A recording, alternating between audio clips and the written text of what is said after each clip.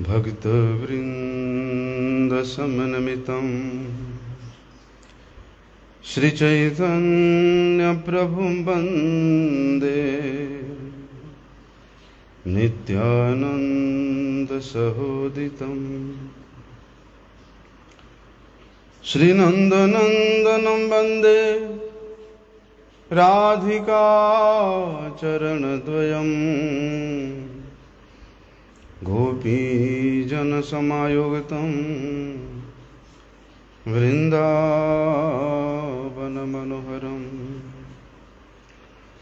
गुरवे गौरचन्द्राय राधिकाय तदालये कृष्णाय कृष्णभक्ताय तद्भक्ताय नमो नमः। वाञ्छाकल्पतरुर्भ्यश्च कृपा सिन्धुभ्य एव च पतितानं पावनेभ्यो वैष्णवेभ्यो नमो नमः। पतितपावन परम करुणामय परम आराध्यतम गुरुपादपद्मम् नित्यलीला प्रविष्टम विष्णुपाद परमहंस श्री शिल भक्ति वल्लभ तीर्थ गोस्वामी गुरु महाराज जी के श्री अभय चरण कमल में अनंत कोटि साष्टांग दंडवत प्रणाम करते हुए उनकी अहेतु की कृपा प्रार्थना करता हूँ। परम आराध्यतम शिक्षा गुरुपाद पद्म नित्यलीला प्रविष्टम विष्णुपाद परमहंस श्री शिल भक्ति विज्ञान भारती गोस्वामी महाराज जी के चरण कमल में अनंत कोटि साष्टांग दंडवत प्रणाम करते हुए उनकी अहेतु की कृपा प्रार्थना करता हूँ। तो कल हम लोग श्रवण कर रहे थे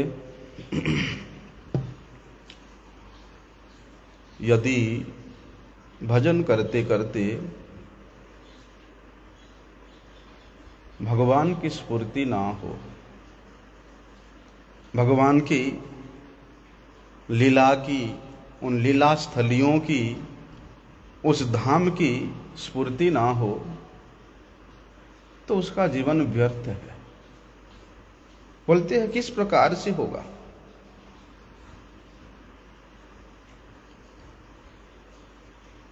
गुरु वैष्णवों के कृपा के व्यतीत भगवत संबंधी वस्तुओं के में लेश मात्र भी श्रद्धा होना असंभव है। इसलिए हम लोगों को शिक्षा देने के लिए श्रीमन महाप्रभु जी के प्रेम से सिंचित, प्रेम रूपी कृपा से अभिवर्षित श्री नरोत्तम दास ठाकुर वे किस स्थिति में है, जिनके लिए स्वयं श्रीमन महाप्रभु जी अपने हृदय का प्रेम को पद्मावती नदी में छुपा के रखे थे। वे नरोत्तम दास ठाकुर वे किस स्थिति में होंगे? वे क्या बोल रहे हैं कि पाषाणे कुटीब माथा अनले पशिब गौरांग गुणेर निधि कोथा गेले पाव। आहा, बोलते श्रीमन महाप्रभु जी के लिए, श्रीमन महाप्रभु जी के उन लीला स्थलियों के लिए और विशेष श्रीमन महाप्रभु जी के उन निज जनों के लिए उनके हृदय में कितना कातर है कि यद्यपि वे ना मिले, उनकी कृपा ना मिले तो मैं इस सिर पे पत्थर मार मार के इसको मैं नष्ट कर दूंगा। पाषाण में मैं अपने सिर को कूट दूंगा। इसलिए इस शिक्षा को चरितार्थ करने के लिए श्री रघुनाथ दास गोस्वामी जी हम लोगों को विशेष सतर्कता के साथ क्या निर्देश देते हैं? हम लोग कल श्रवण करना प्रारंभ ही किया था कि गुरुर गोष्ठे गोष्ठालयेषु गुरोर्गोष्ठे गोष्ठालयेषु सुजने भूसुरगणे स्वमंत्रे श्रीनान्मि ब्रजनव युवद्वंद शरणे सदा दम्भं हित्वा कुरु रतिम अति अपूर्वतराम अये भ्रांत अये श्वांत भ्रातुश्चटु विराजते धृतपदः। कि देखिए किस प्रकार वे अपने मन को, अपने अंतःकरण को निमित्त बना करके इस समस्त साधक जगत के लिए शिक्षा प्रदान कर रहे हैं कि रे मेरे प्यारे भैया मन, मैं तुम्हारे चरणों को पकड़कर बड़े ही नम्रता पूर्वक, विनम्रता पूर्वक, बड़े प्रिय वचनों के द्वारा मैं तुमसे प्रार्थना कर रहा हूं। रघुनाथ दास गोस्वामी जी कह रहे हैं कि सभी प्रकार से तुम अपने दंभ को परित्याग करके, अपनी अहंकार का परित्याग करके, अपनी प्रतिष्ठा की लोलुपता को परित्याग करके श्री गुरुदेव में, श्री ब्रजधाम में, ब्रजवासी जनों में, वैष्णव जनों में, ब्राह्मणों में और भगवान के नाम में और इस वृंदावन के जो नवीन किशोर किशोरी है श्री श्री राधा कृष्ण जुगल के चरणों में निरंतरता के साथ अपनी रति का विधान कर, उनके प्रति श्रद्धा विशेष रूप से प्रगाढ़ कर। लेकिन श्रद्धा किस प्रकार से होगा? हम लोगों ने कल श्रवण किया था कि श्री गुरुदेव में किस प्रकार से हम लोगों को निष्कपटता पूर्वक शरणागत होना चाहिए, किस प्रकार श्री गुरुपाद पद्म में अपने शरीर मनवाणी के द्वारा समर्पित होकर के उनके प्रीति विधान के लिए सेवा करना चाहिए, इस ब्रज धाम में किस प्रकार की दृष्टि लेकर के वास करना चाहिए, ब्रजधाम के प्रति कैसा अत्यधिक श्रद्धा विशिष्ट होकर के शरणागत होना चाहिए, कल हम लोगों ने श्रवण किया था। गुरुर गोष्ठे गोष्ठालयेषु, इस गोष्ठ में रहने वाले जो ब्रजवासी जन है, ब्रजवासी कौन है? वास्तव में जो निरंतर प्रत्येक क्षण, प्रत्येक मुहूर्त केवल और केवल श्री श्री राधा कृष्ण जुगल के सेवा के उद्देश्य से ही इस ब्रज में वास कर रहे हैं। उनका एक ही काम है, केवल श्री राधा कृष्ण का प्रीति विधान करना, उसके अलावा वे और कुछ नहीं जानते। वास्तव में वे शुद्ध भक्त ही ब्रजवासी है, क्योंकि ऐसे शुद्ध भक्त कभी किसी भी प्रकार से भोग की बात तो छोड़ दो, मोक्ष की कामना तक नहीं करते। उस वैकुंठ की लालसा को भी परित्याग करके वे यहां पर इस ब्रज में रहते हुए श्री श्री राधा कृष्ण की सेवा में अपने आप को नियोजित करते हैं। बोलते हैं केवल शरीर के द्वारा ब्रजवास नहीं होता, मन के द्वारा, शरीर और मन के साथ ब्रजवास होना चाहिए। उस मन को निरंतरता के साथ, निरंतरता के साथ लोकोत्तर वृत्ति से ऊपर उठ करके पारमार्थिक वृत्ति के द्वारा मन को लगा करके नित्य निरंतर श्री राधा कृष्ण के सेवा के उद्देश्य से यहां रहना पड़ेगा। बोलते इस प्रकार स्थिति को प्राप्त करके जो भक्त यहां रहते हैं वास्तव में वे सभी उत्तम भक्त है। इसलिए ऐसे उत्तम भक्त के कृपा के बिना इस ब्रज के राग भजन में प्रवेश करना असंभव है, अथवा ब्रज में वास करना भी असंभव है। क्योंकि ये ब्रज यहाँ इतना अधिक राग है अर्थात माधुर्य है कि ऐसे रागान्वित भक्तों की रागानुगा भक्ति में प्रवेश करने के लिए राग में अनुप्राणित भक्तों के शरणागत होना पड़ेगा, तब जाके इस ब्रज में प्रवेश करने का अधिकार मिलेगा। कई बार क्या होता है, कुछ लोग अभिमान करते हैं, रहते हैं ब्रज में, लेकिन ब्रज के इस प्राकृतिक स्थिति को देख करके मन में घृणा करते हैं, कितना गंदगी है, ये है वो है। और यहाँ ब्रज में रहने वाले जो लोग हैं गुटखा खाते, ये करते वो करते, अनेक प्रकार के दुर्व्यवहार दुर्बुद्धि ऐसे महात्मा लोगों के मन में भी आते हैं। वे लोग क्या सोचते हैं, अरे मैं सदाचारी हूं, मैं तत्वज्ञ हूं, मैं भगवत भक्त हूं, हम कौन सा कम है उन ब्रजवासियों से। तो रघुनाथ दास गोस्वामी कहते हैं कि दम्बम हित्वा, इस प्रकार के दम्ब को परित्याग करके, इस प्रकार के अपनी श्रेष्ठता को परित्याग करके जितना दीनहीन भाव से इस ब्रज में रहा जाए, वास्तव में तब जाके ब्रजवासी जनों के प्रति प्रीति हो सकता है। किसी भी कोने से ब्रजवासियों को अपने से आप निम्न स्तर के देखने का प्रयास करोगे तो आप ब्रजवासी कभी हो ही नहीं सकते हो।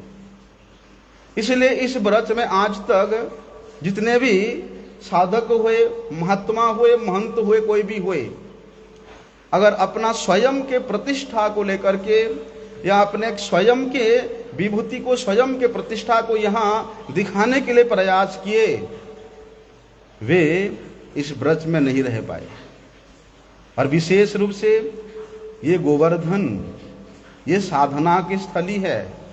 यहाँ कोई संत आकर के, महात्मा आकर के अपने प्रभाव दिखाने का प्रयास करता है, अपना पांडित्य दिखाने का प्रयास करता है, अपना ऐश्वर्य दिखाने का प्रयास करता है, अपना प्रतिष्ठा दिखाने का प्रयास करता है, तो गिरिराज महाराज इस साधना स्थली में वो सब करने नहीं देते और उसके मन में इस प्रकार के वृत्ति जगाते कि वो शीघ्र इस ब्रज को छोड़ करके उसको जाना ही पड़ता है।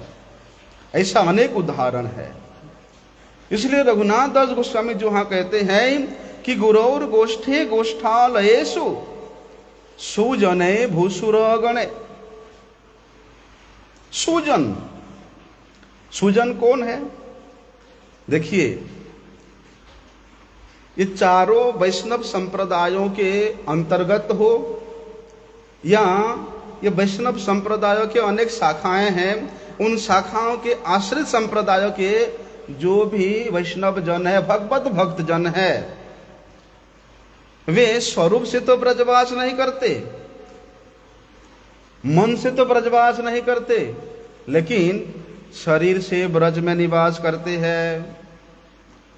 लेकिन मन अन्यत्र कहीं है, उनके स्वरूप अन्यत्र कहीं टिका हुआ है और शरीर के द्वारा यद्यपि भी ब्रजवास करता है तो भी ब्रजभाव के अनुप्राणित होकर के श्री राधा कृष्ण जुगल के जो अनुरागमयी सेवा है उसको वे करने में सक्षम नहीं हो पाता है, वे नहीं कर पाता है।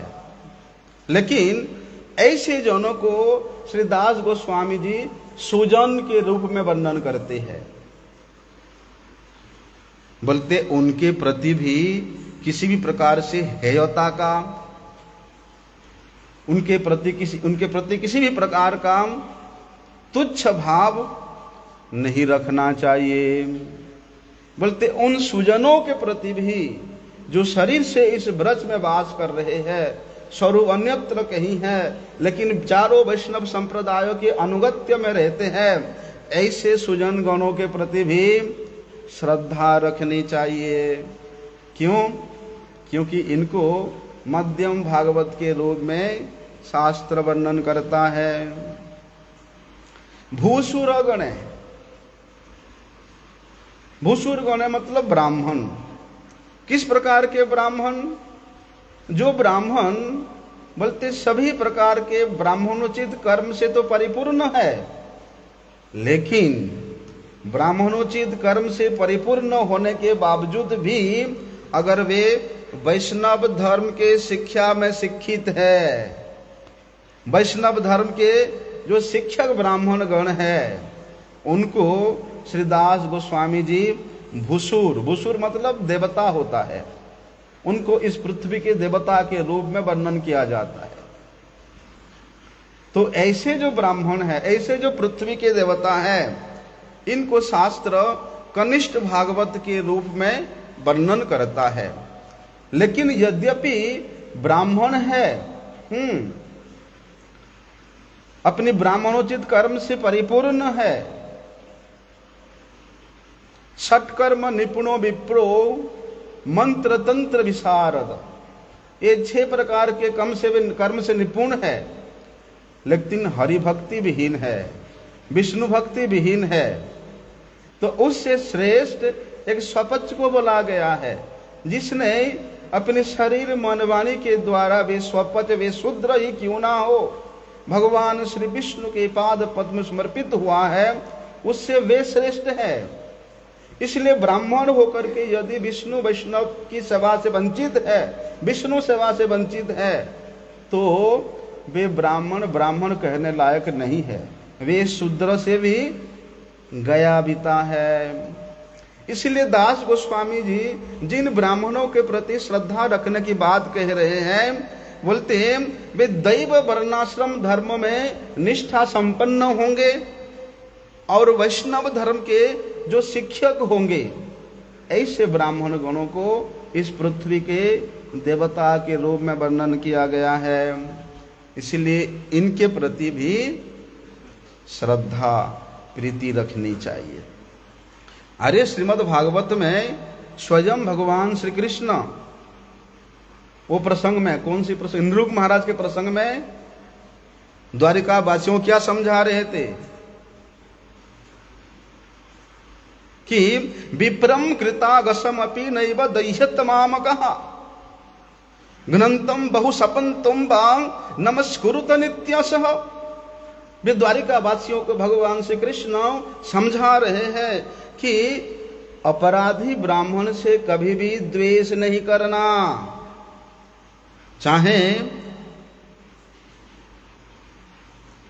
चाहे वे ब्राह्मण तुमको ताड़ना करे, चाहे तुमको गाली दे, चाहे तुमको श्राप दे, तो भी उस ब्राह्मण को देखने मात्र से ही नमस्कार करना।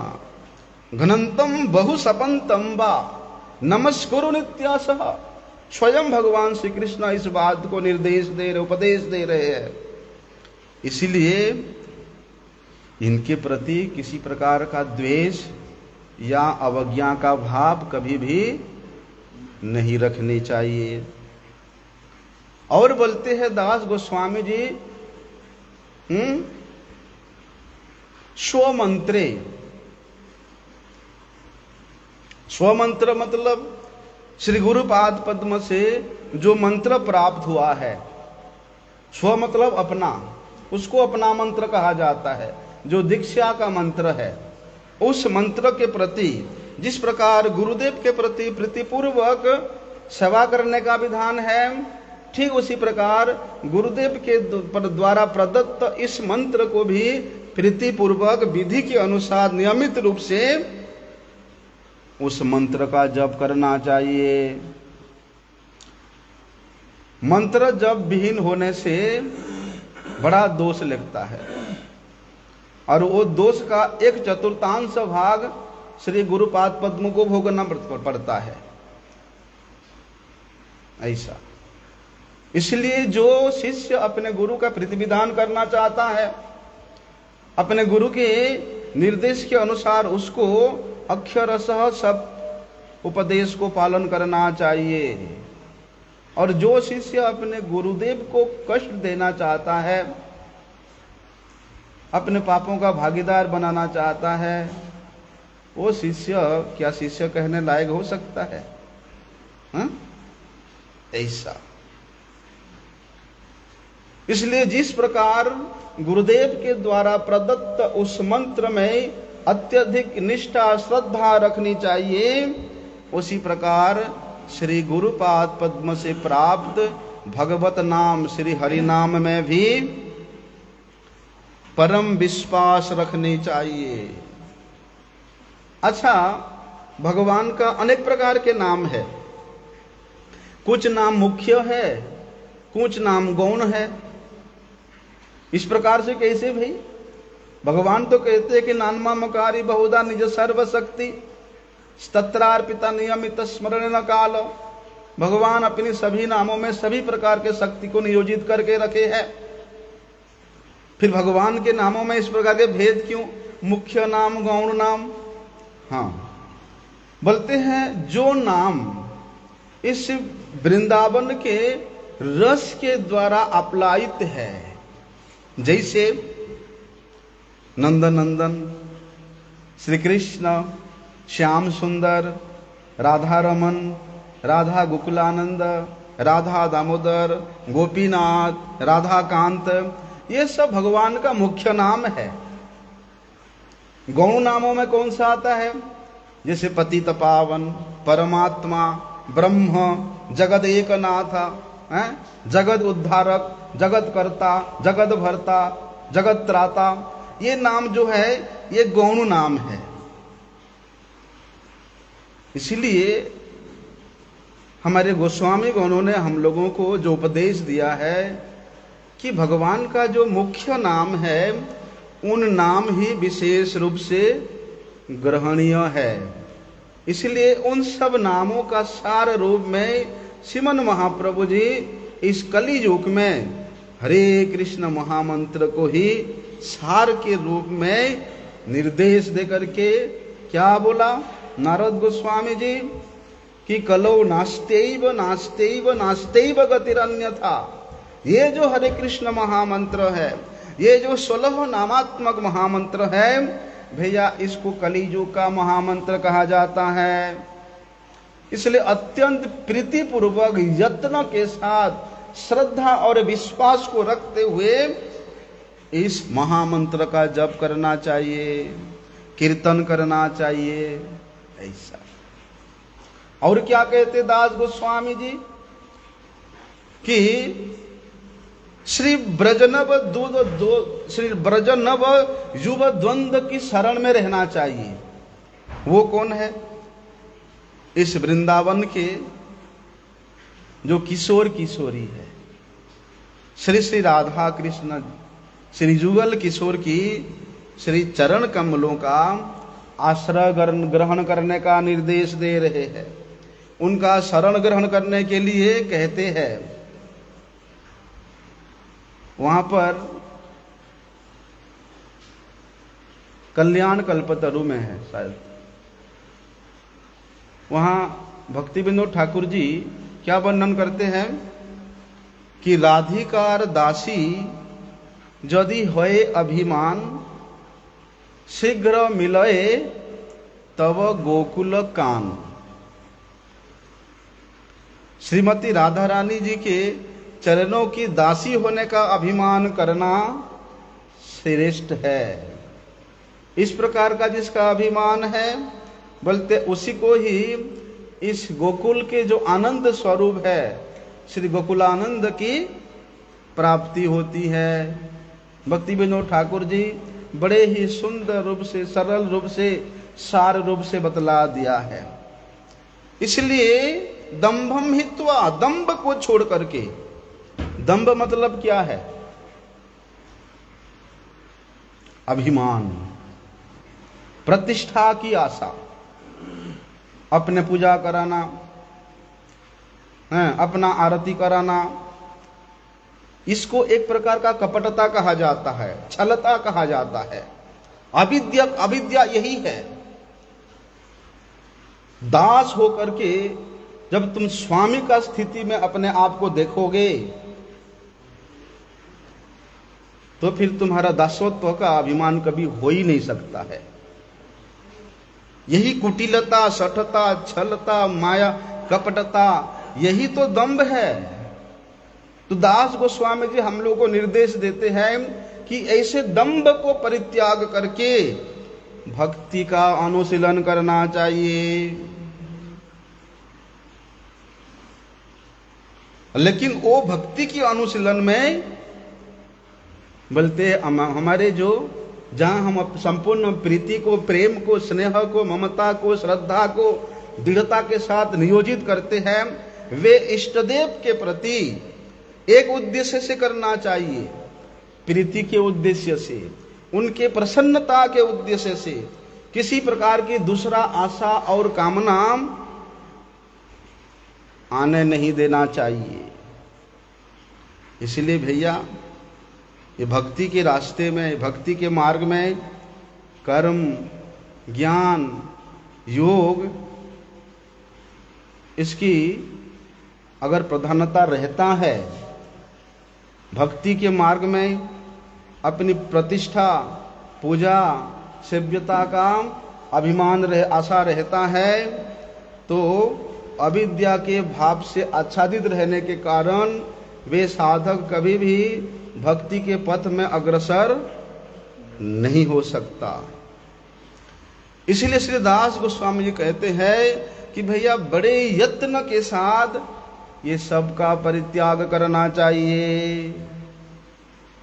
ये सब कुछ छोड़ करके जब शुद्ध भक्ति का आश्रय लेंगे तो मन से इस प्रकार के जो भ्रम है, जो स्वरूप भ्रम है, जो जड़ प्रतिष्ठा के प्रति लालसा है, वो अपने आप अपसारित हो जाएगा। ऐसा सभी प्रकार के जो दंभ है वो दूर हो जाएगा।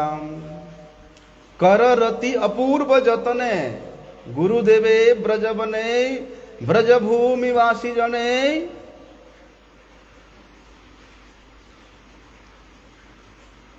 इष्ट मंत्रे हरि नामे जुगल भजन कामे, कर रति अपूर्व यतने।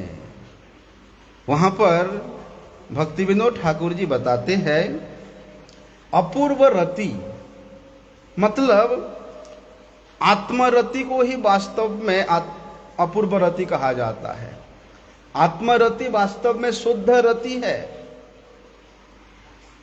लेकिन जब हम स्वरूप भ्रम हो जाते हैं तब अविद्या से ग्रसित होने के कारण अपने आप को यहां स्वामी मानने बैठते हैं, अपने आप को भोक्ता माने बैठते हैं।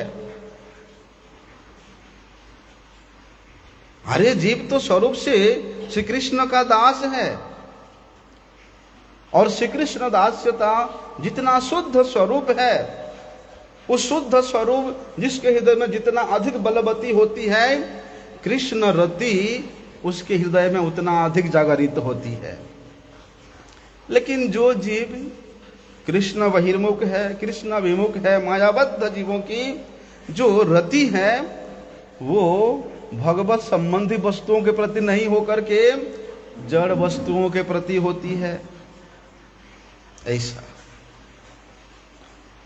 और जड़ वस्तुओं के प्रति जितना अधिक उसका आसक्ति या रति होती है, वो व्यक्ति उतना ही अधिक दुखी होता है। नश्वर पदार्थों के प्रति आसक्त होने के कारण वो उतना ही अधिक माया में बंधते जाता है। इसीलिए भैया अगर शुद्ध कृष्ण रति में है, शुद्ध कृष्ण भक्ति में है, तो वास्तव में वे व्यक्ति अपने आत्मस्थिति में है, अपने स्वरूप के स्थिति में है, अपनी शुद्ध स्थिति में है। अर्थात शुद्ध कृष्ण प्रेम ही वास्तव में हमारा एकमात्र रति है, आत्मरति है। क्योंकि भगवान श्री कृष्ण ही हमारे सबके आत्मा स्वरूप है। वे आत्माओं के भी आत्मा हैं। इसलिए उस आत्मा का रति नित्य निरंतर नैरंतर्यता के साथ उस परमात्मा के प्रति होना चाहिए। इसलिए भैया जितना शुद्ध आत्मरति उसकी उदित होती है, उतना ही अपूर्व रति अर्थात अपने आत्म जागरण उसका ही उतना अधिक होता है। कर रति अपूर्व यत्न, बोलते हैं इसको जितना जल्दी हो सके विधान करो। अब व्याकुलता होगा तभी तो करेगा ना। किसी व्यक्ति को बीमार पड़ा है और बीमार अवस्था में उसका बचने का कोई आशा नहीं है, लेकिन वो बचने के लिए व्याकुल है, तब जितने भी बड़े से बड़े डॉक्टर, पैसे नहीं भी होगा, घर मकान जमीन बाड़ी को बेच करके वो ट्रीटमेंट करना चाहेगा। क्यों? व्याकुल है कि मुझे नहीं मरना है, मुझे जीना है। ठीक उसी प्रकार विशेष व्याकुलता के साथ उस आत्मरति का अवलंबन करना है, भगवत भक्ति का अवलंबन करना है, श्री कृष्ण प्रसन्नता के लिए प्रयास करना है। लेकिन उस प्रकार व्याकुलता आए तो सही, किस प्रकार से आएगा? तो रूप गोस्वामी जी वर्णन करते हैं कि कृष्ण भक्ति रसभाविता मति यदि कुतो अपि लभ्यते। बोलते श्री कृष्ण भक्ति में अभिभूत, श्री कृष्ण भक्ति रस में जो डूबा हुआ मति है, ऐसे मति यद्यपि कहीं मिल जाए, क्या करना? उसको खरीद लेना। वो कृष्ण भक्ति रस से अभिभावित मति कौन है? वे है उत्तम भागवत, वे है शुद्ध आत्मरति में प्रतिष्ठित महात्मा। ऐसे महात्मा को खरीद लो। कैसे खरीदना? बोलते हैं तत्र लोल्यम मूल्यम एकलम जन्म कोटि सुकृतिर अपि न लभ्यते। बोलते लोभ, ग्रीड, लोभ ही एकमात्र उस रति को खरीदने का मूल्य है। और वे लोभ बोलते कोटि करोड़ों करोड़ों जन्मों की सुकृति से भी मिलने वाला नहीं है। अगर किसी के अंदर में अत्यधिक श्रद्धा है, श्रद्धा मूल्य है। निताई बाजार में नाम बेच रहा है, लेकिन उस नाम को खरीदने का मूल्य क्या है? श्रद्धा। श्रद्धा के मूल्य से वे नाम बेच रहे हैं। उसी प्रकार भगवत भक्ति के रस में अनुप्राणित जो भगवत चित्त स्वरूप भक्त है, उसके कथा के प्रति लोभ होना, उनके मुख से श्री कृष्ण कथा श्रवण करने के प्रति व्याकुल होना, उसी के द्वारा ही वास्तव में भी आत्मरति को प्राप्त किया जा सकता है, अन्यथा नहीं। इसलिए कहते हैं कि जिसमें जितना अधिक परिमाण में भगवत भक्तों के प्रति श्रद्धा रहती है, वो साधक उतना ही अधिक परिमाण में अपनी आत्मरति में, शुद्ध रति में, भक्ति रति में प्रतिष्ठित रह सकती है। इसमें किसी प्रकार का कोई संदेह नहीं है। तो दास गोस्वामी जी हम लोगों को यहाँ ये बतलाना चाहते हैं कि भैया जब तक भगवत भक्त के संग के प्रभाव से कर्म पासना क्षीण नहीं होता, तब तक श्रद्धा उत्पन्न नहीं होती है। और जब तक दृढ़ विश्वास या दृढ़ श्रद्धा उत्पन्न नहीं होती है, तब तक फिर हरि कथा में कहाँ लोभ होगा, है? तब तक हरि कथा सुनने को कहाँ अच्छा लगेगा। तब तो बंदा देखेंगे कि मुझे वो बंदा प्यार करता है तो मैं उसका हरि कथा सुनूंगा, वो मुझे आदर नहीं करता है मैं उसका हरि कथा नहीं सुनूंगा। इस प्रकार का भेद बुद्धि वहां दिखने लग जाएगा। बल्कि श्री गुरुपाद पद्म के जो सद उपदेश है, संतों की जो सद उपदेश है, उसको ग्रहण करने का योग्यता तब आ ही नहीं सकता है। परम सौभाग्य से यदि उसका इस भगवत संबंधी वस्तुओं के प्रति पारमार्थिक श्रद्धा उत्पन्न हो जाता है, तो उस श्रद्धा को बुझने नहीं देना। क्या करना? सबसे पहले दीक्षा गुरु के शरणागत होकर के उनसे ये युगल मंत्र को ग्रहण करना। मंत्र को लेकर के दीक्षा गुरु और शिक्षा गुरु की आत्मरति के साथ सेवा करना, उनका पूजा करना। गुरुदेव को केवल एक महात्मा समझ करके, एक मुनि समझ करके, केवल सम्मान दे करके संतुष्ट करने से नहीं चलेगा। उनको अपना हृदय का बंधु समझ करके, अपने हृदय का प्राण बंधु समझ करके बड़े प्रीतिपूर्वक उनका सेवा करना पड़ेगा। कनिष्ठ, मध्यम और उत्तम, इस प्रकार त्रिविध वैष्णवों को उनके अधिकार के अनुसार यथा योग्य सम्मान देना, प्रीतिपूर्वक उनका सेवा सत्कार करना, तब जाके, और साथ ही साथ क्या करना, श्री गुरु मंत्र में और श्री हरि नाम में अनुराग भी रखना, प्रीति भी रखना, और तब जाके श्री राधा कृष्ण जुगल को अपना प्राण समझ करके, प्राणमोर राधा कृष्ण प्राणमोर जुगल, बोलते वही जुगल जोड़ी सरकार ही मेरा प्राण स्वरूप है। उनके चरणों को अपने हृदय में धारण करके उनकी शरणागत होना। बोलते इस प्रकार के दास गोस्वामी जी के उपदेश को यद्यपि कोई साधक पुंखानुपुंख रूप से अक्षरश पालन करने का प्रयास करता है, तब वो भजन करते करते भगवान की स्फूर्ति को प्राप्त करता है। भगवान की ये जो लीला है, ये जो दामोदर लीला है, इस लीला को भी अनुभव करता है, धाम की कृपा को अनुभव करता है। अरे जिस वस्तु को प्राप्त करने के लिए यहाँ हम लोग एकत्रित हुए हैं, जो कि हमारा चरम और परम लक्ष्य है, उसको अगर प्राप्त नहीं कर पाए फिर तो जीवन व्यर्थ है। तभी तो दास गोस्वामी जी वहां वर्णन करते हैं कि पाषाणे कुटिब माथा अनले पशिव गौरांग गुणेर निधि कोथा गिले पाव। रूप गोस्वामी जी ने भक्ति रसामृत सिंधु में उत्तमा भक्ति के विषय में वर्णन किया है। हम लोग तो श्रवण कर रहे हैं भगवान के दामोदर लीला, लेकिन किस सिद्धांत की तत्व में पड़ गए?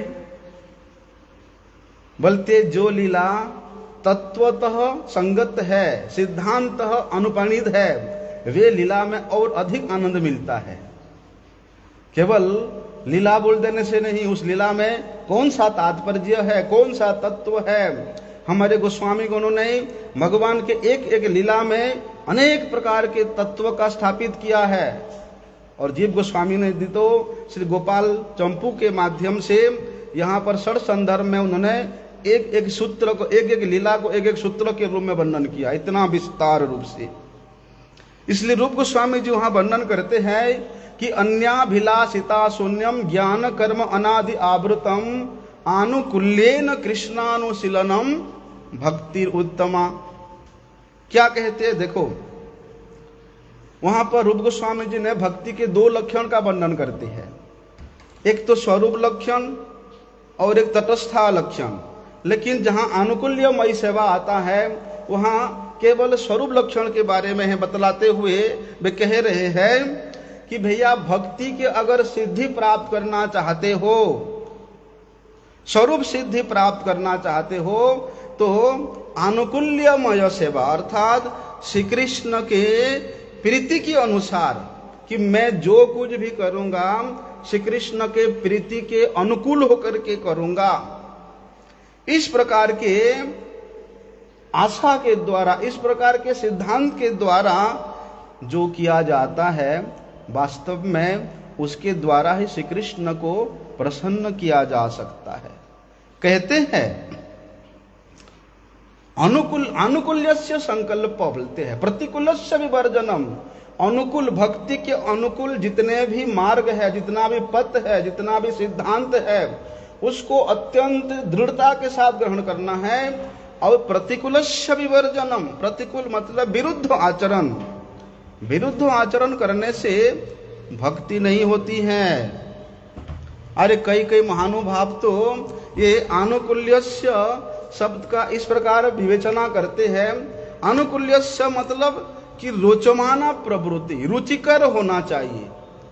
बोलते आप जो कुछ भी करो, श्री कृष्ण का भक्ति करो, तो उसमें श्री कृष्ण को रुचिकर होना चाहिए, श्री कृष्ण को वो अच्छा लगना चाहिए। भैया श्री कृष्ण को तो बहुत कुछ अच्छा लगता है? बोलते ऐसे महानुभाव लोग वहां वर्णन करते हैं, श्री कृष्ण के रुचि के अनुसार जो किया जाता है उसको ही आनुकूल्य विशिष्ट भक्ति कहा जाता है। लेकिन कैसे कह सकते हैं भैया, भगवान को तो मारपीट भी अच्छा लगता है? खुजली होता है तो चाहे बोलते हैं कि कोई तो मुझे पिटाई करे। चाणूर मुष्टिक के साथ जब श्री कृष्ण यहाँ मथुरा में मल्ल युद्ध कर रहे थे, तो जैसे जैसे चाणूर मुष्टिक का प्रहार श्री कृष्ण को पड़ता था, श्री कृष्ण बड़े उत्साह होते थे। बड़े दिन बाद खुजली मिट रहा है। जब भगवान वहां पर हिरण्याक्ष के साथ युद्ध किया समुद्र के अतल में, तब भगवान को बड़े अच्छा लगता था। वाह! इसलिए देखो, असुरों के जो प्रहार है वो श्री कृष्ण को वहां रुचिकर हो रहा है? लेकिन क्या भक्त असुरों के प्रहार रूपी भक्ति का अनुशीलन करे, कार्य का अनुशीलन करे, तो क्या अनुकूलतामय होगा वो? श्रीमद् भागवत में एक जगह में वर्णन आता है कि मनस्विनाम एवं सत संप्रहार, कि देखो जो साधारण लोग हैं उनके दृष्टि में देखने में लगता है शत्रु के साथ भयानक युद्ध हो रहा है और एक शत्रु दूसरे शत्रु को मार दिया, कितने अधिक दुख प्रकाश करते हैं। कोई कोई साधारण लोग तो युद्ध देख करके रो भी पड़ते हैं, है ना? फिल्म देखते देखते रो भी पड़ते हैं ऐसा। इसलिए कहते हैं मनस्विनाम अपसत संप्रहार। साधारण लोगों की दृष्टि में देखने में लगता है कि वहां लड़ाई हो गया और एक शत्रु ने दूसरे शत्रु को मार दिया। उनके लिए वे बड़े दुखजनक होने पर भी जो वीर लोग हैं, वीर लोग उसको अच्छा लगता है, हैं? वीर है तो सामने उससे भी बड़ा वीर हो तो वीर को बड़े उत्साह लगता है, हैं? भाई पहलवानी करने गया है और बड़े नामधारी पहलवान है, उसके सामने एक ऐसे लेंगड़ा फेंगड़ा को आप इकट्ठा आगे कर दिया तो वो बेचारा क्या लड़ाई करेगा, उससे उसका उत्साह होगा लड़ने में। इसीलिए कहते हैं कि मल्ल युद्ध में असुरों का ये घोर प्रहार श्री कृष्ण को रुचिकर होने के कारण, यदि असुरों के इस प्रकार के चेष्टा को भक्ति मान ले हैं, तो वहां भक्ति में तो दोष लग जाएगा भैया। ध्रुव गोस्वामी जी किस प्रकार के दोष का बात करते हैं? बोलते अतिव्याप्ति दोष वहां प्रवेश करता है कि द्वेष भाव पूर्ण प्रहार अनुशीलन करके कोई भी भक्ति का अनुशीलन नहीं कर सकता है, और ये तो भक्ति का विरोधी है। लेकिन कृष्ण को अच्छा लगता है, हैं? कृष्ण को रुचिकर लगता है। तो इस प्रकार के कार्य श्री कृष्ण को रुचिकर होने के कारण उसमें भक्ति का लक्षण भी दिखाई देता है, हैं? अभी देखो क्या हुआ यहाँ, कल हम लोग श्रवण कर रहे थे, थोड़ा समय है।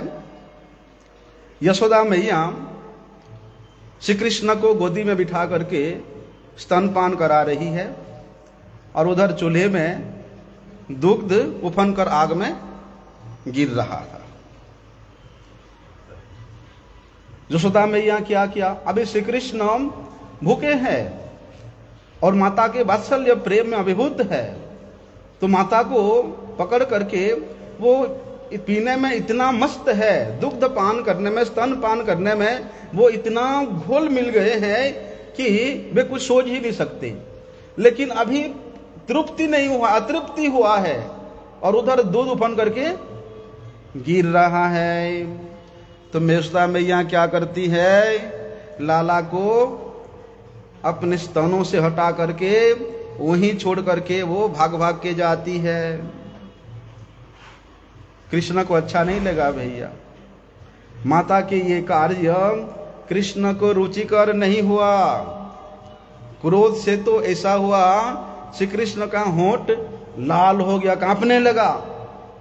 वर्णन आता है श्रीमद् भागवत में, श्री संजात कोप स्फुरिता अरुणाधरमिति, कि जैसे ही माता ने अपनी गोद से अपने स्तन छुड़ा करके लाला को नीचे बिठाया तो कन्हैया के होंठ क्रोध के कारण कांपने लगा। तो देखो यशोदा माता की ये जो चेष्टा है श्री कृष्ण को अच्छा नहीं लेगा, अरुचिकर लेगा। तो श्री कृष्ण को यहां अच्छा नहीं लेगा, रुचिकर नहीं होने के कारण यहां भक्ति के परिभाषा में कुछ गड़बड़ लग रहा है कि नहीं लग रहा है, है?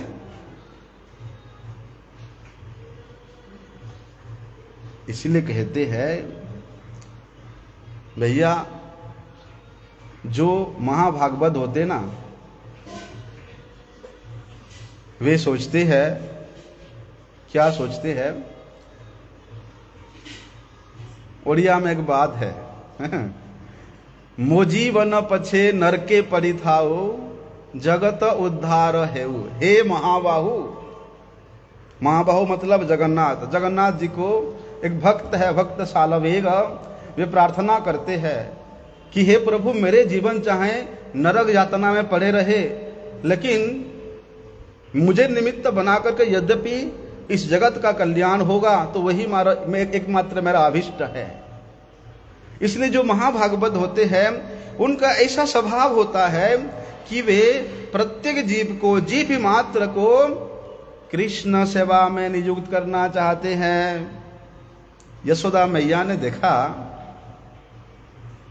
और बेचारी दूत क्या सोच रही है कि हाय हाय, यशोदा मैया का स्तन में इतना दूध है, अनंत दूध है जो कभी समाप्त होने वाला नहीं है, और माता के दूध पान करते करते श्री कृष्ण मस्त है। इसलिए वे, अरे श्री कृष्ण के मुख में तो अनंत विश्व ब्रह्मांड समा जाए, उनका भी कभी तृप्ति होने वाला है नहीं, उनका भी उदर कभी भरने वाला है नहीं, और माता यशोदा के स्तन का दूध भी कभी खत्म होने वाला नहीं है। ऐसा सोच करके वे चूल्हा में जो दूध उफन रहा है, बोलते मेरा तो कोई काम है नहीं, मैं तो श्री कृष्ण सभा में लग नहीं सकती, इसलिए वे उफन के अपना आत्माहुति देना शुरू कर दिया है। लेकिन यशोदा मैया लाला को यहां पटक करके जा करके दूध को कहती है, अरे बहन तुम इतना व्यस्त क्यों हो रही हो, मैं हूं ना, मेरे लाला के सेवा में तुमको लगाने के लिए देख मैं भाग भाग के आ गया हूं। इसलिए तुम अपने आप की जीवन को नष्ट मत करो, मैं तुमको श्री कृष्ण सेवा में नियुक्त करना चाहता हूं। तो मैया ने जब देखा कि वे दूत श्री कृष्ण सेवा के अभाव में अपना आत्माहुति देना शुरू किया है, तो मैया ने वैसे ही लाला को गोद से उतार करके दूध को बचाने की चेष्टा किया। अभी देखो कन्हैया ने दोनों हाथों से माता के स्तन को जकड़ के पकड़ कर दुग्धपान कर रहा है। केवल हाथों से नहीं, अपने दोनों नन्हे नन्हे पैरों से माता के कमर को भी ऐसे जकड़ करके पकड़ा हुआ है, हैं? इतना जकड़ करके पकड़ा हुआ है। ऐसे लगता है कि कन्हैया अपने समस्त शक्ति के साथ माता के अंग में चिपक करके दुग्धपान कर रहा है। लेकिन देखो वहां पर गोकुल में वे 6 दिन का कन्हैया हैं और पुतना, बोलते जो 10,000 हाथियों के बल रखने वाली पुतना 6 दिन के लाला जो उसका दुग्ध पान कर रहा है, अपने तमाम प्रयास किया, छिटकने का प्रयास किया, लेकिन कन्हैया को अपने छाती से अलग नहीं कर पाया। नहीं छुड़ा सकी पुतना वहीं पर।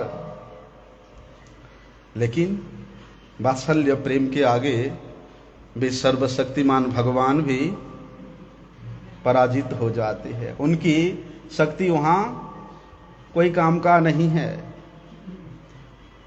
और माता ज्यादा शक्ति नहीं लगाया, ठीक है, दूध पी रहा है, एक हाथ से इसे पकड़ करके रख दिया, झट करके रख के फट करके जा करके दूध की रक्षा करने लग गई। देखो इसमें क्या सिद्धांत है। समय तो हो गया है, कल श्रवण करते हैं, ठीक है। वांछा कल्पतरुभ्यश्च कृपा